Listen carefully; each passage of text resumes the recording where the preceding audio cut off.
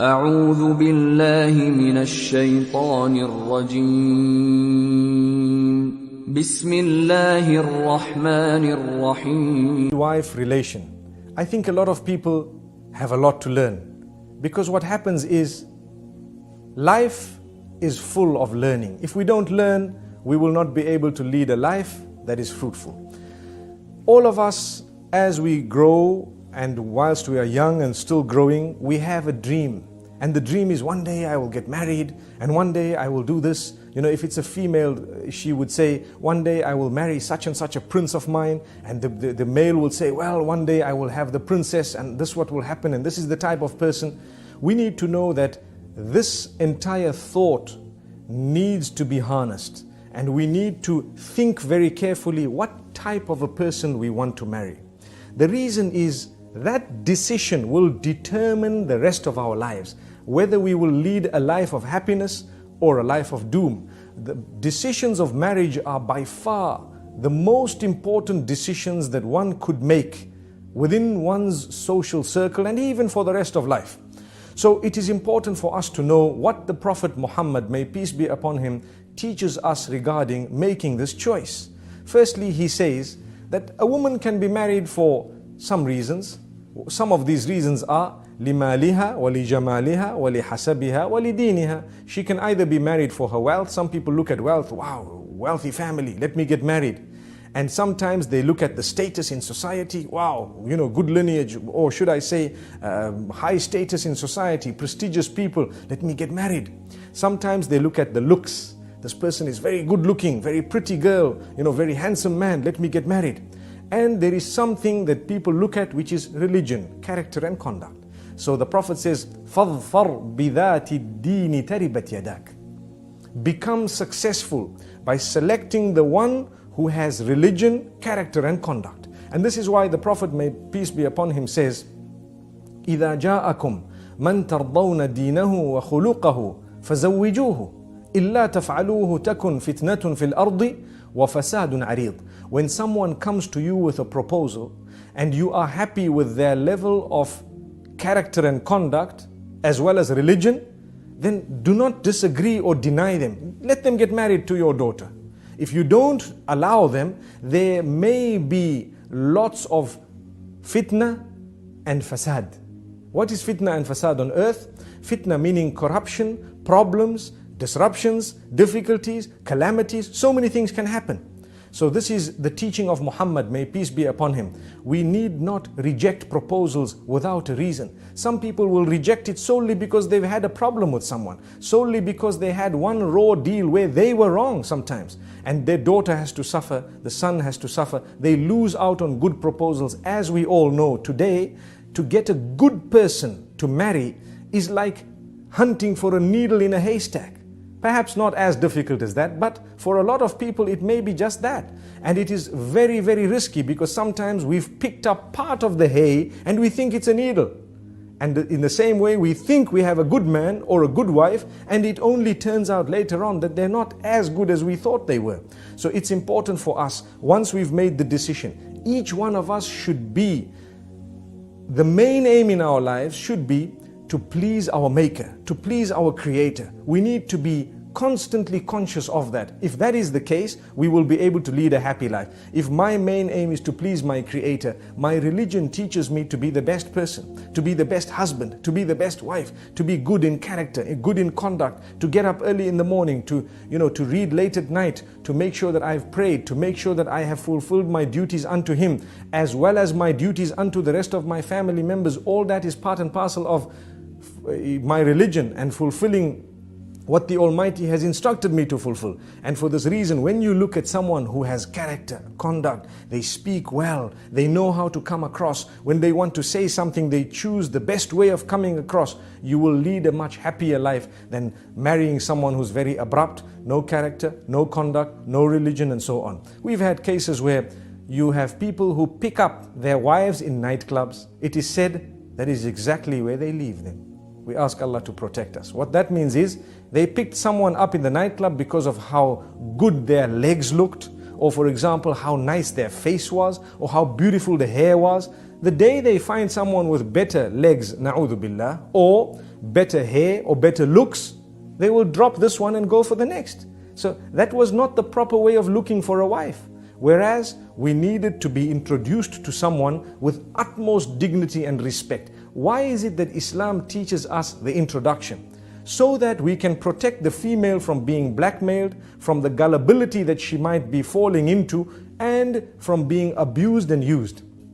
You find a person behind the backs of their parents, they develop a link with someone and they continue. This person is blinded by love. We all know even the English saying, love is blind.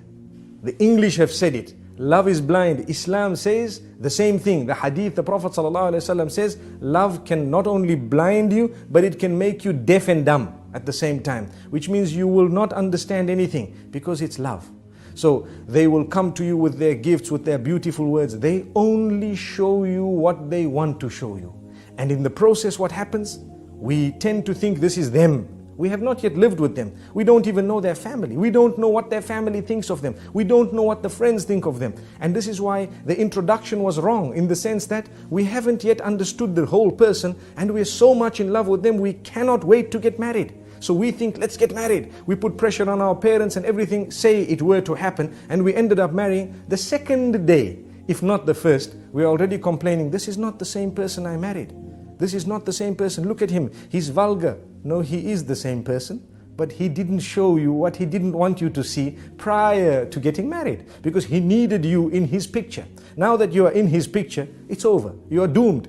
May Allah protect us. Nobody is doomed. We always have another chance, but let's not repeat the mistakes and let's not continue in that way. For this reason, we are taught the introduction should happen with respect.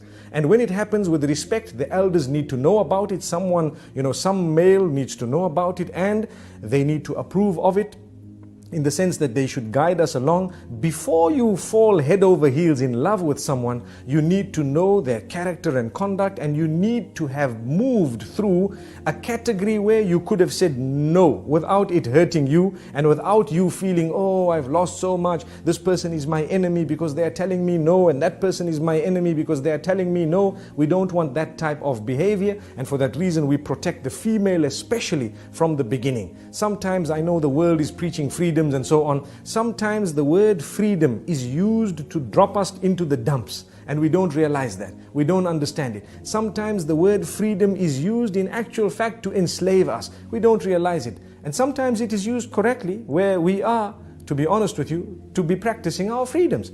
So we need to know what decision we make for the type of person we marry. Once you marry the right person, ask yourself, in fact prior to marriage, is this person fit to be the mother of my children?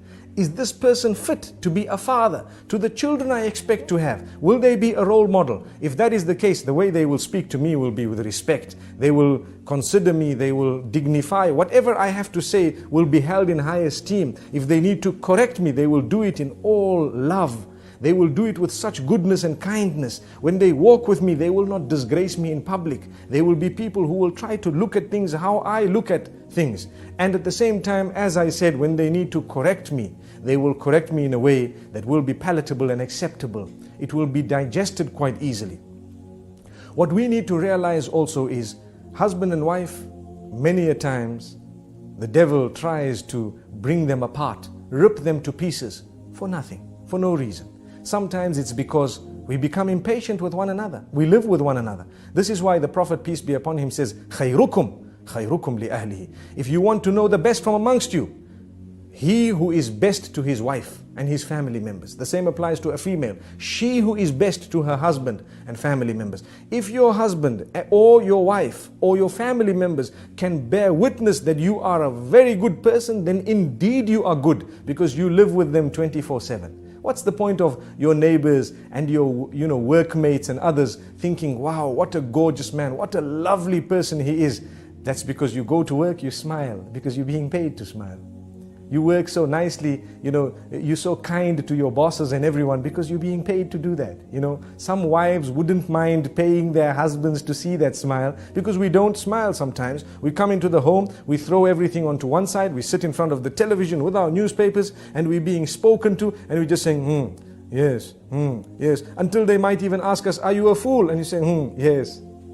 This is the type of behavior we have sometimes. We don't even know what they're saying. Yet, someone phones you from work, full concentration on the phone call. What is this?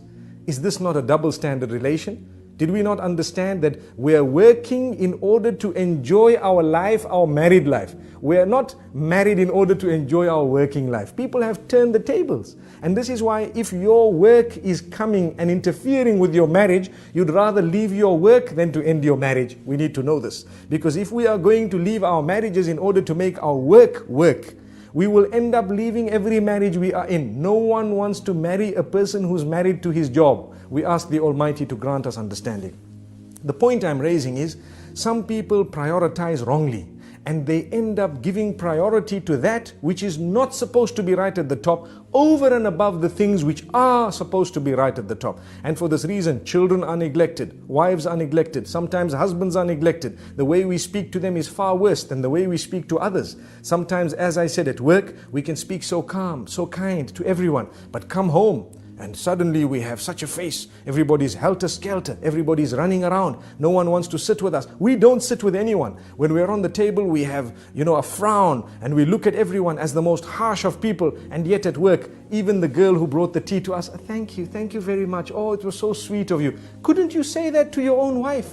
Thank you very much. It was so sweet of you. Sometimes we have these examples can go on and on, but the point being raised is we need to make an effort to try and build the relation. Relations are built. They don't just happen. They are built, and it's like a little plant. You have the seed. The more you water it, the better it will grow. Sometimes you add a little bit of fertilizer and you find it will grow better. The fruit from it will become or will be of a far more superior quality. So you need to know, in the same way you're ready to put fertilizer there, sometimes a little rose can do a lot of positive, within the home. And yet we haven't ever done that. There are people sometimes who will buy chocolates and gifts for others who are not even related to them. And yet for their own family members, they've never even bought a single rose, nor have they bought a little gift, nor have they had a surprise for them. Why? This is when you have the relation breaking, especially today, in the age of television, in the age of the internet, where people are watching others live, sometimes even on the box, and they see how, happy others might be. They tend wrongly to compare. It is wrong to compare. It is in fact almost detrimental to compare your marriage to those who might appear to you to be happier than you. But people are doing it. And when they do this, at least we need to know, let us try our best to develop such a solid relation that they can discuss things with us openly, in a respectful manner. Look, this is where you're making a mistake. This is where I think you need correction. And don't feel bad about it. Take it. Some men think that we don't want to be corrected, and the same applies to some females. And this is husband and wife. We are supposed to be the closest, and yet we can't even communicate.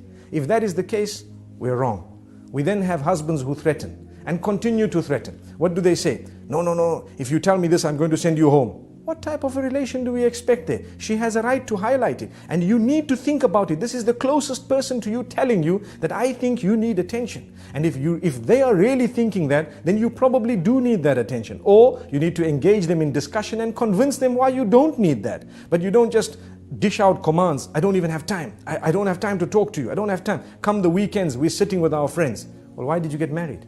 You have a wife, you have children. These are the first order of your friends. This is the most intimate circle. If you are not prepared to spend time with them, then how do you expect the marriage to work? I think we've said quite a bit for today, and this is all food for thought. Obviously, whatever we've said applies to me firstly and then everyone else, and the idea is to conscientize one and all about this beautiful relation between husband and wife. This is only a tip of the iceberg. May we have another opportunity sometime to go a little bit further. Until then, Assalamu alaikum wa rahmatullahi wa barakatuh.